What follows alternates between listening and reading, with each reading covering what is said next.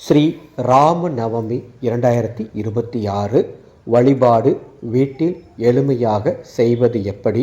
26 புனர்பூச நட்சத்திரமும் நவமி திதியும் சேருகின்ற நாளில் வரக்கூடியதுதான் ஸ்ரீ ராம நவமி.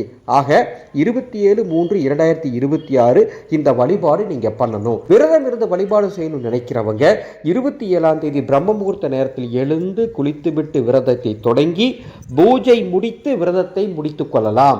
பூஜை மட்டும் செய்கிறவங்க பூஜை மட்டும் தாராளமாக செய்யலாம். அன்னன்னைக்கு எந்த நேரத்தில் பூஜை செய்யலாம்? பிரம்ம முகூர்த்த நேரத்தில் பூஜை செய்யலாம், அல்லது காலை 6 மணிலிருந்து 7 மணிக்குள் பூஜை செய்யலாம், அல்லது காலை 9:30 10:30 பூஜை செய்யலாம், அல்லது மதியம் 12:30 1:15 இந்த பூஜையை செய்து கொள்ளுங்கள். ஏனென்று சொன்னால் நவமி திதி 1 மணி வரை மட்டும்தான் இருக்கின்றது.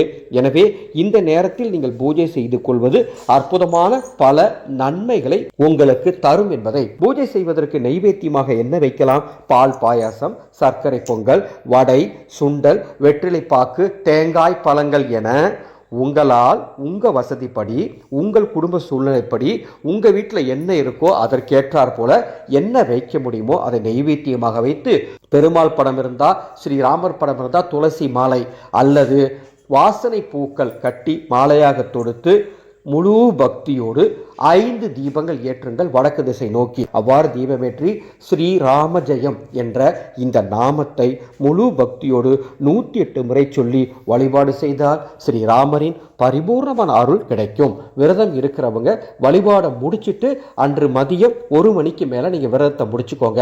ஒருவேளை சூழ்நிலையின் காரணமா உடல்நிலையின் காரணமா உங்களால பூஜை செய்ய முடியலனா பரவாயில்ல, ஸ்ரீராம ஜெயம் என்று 108 முறை எழுதுங்கள் அல்லது மனதிற்கு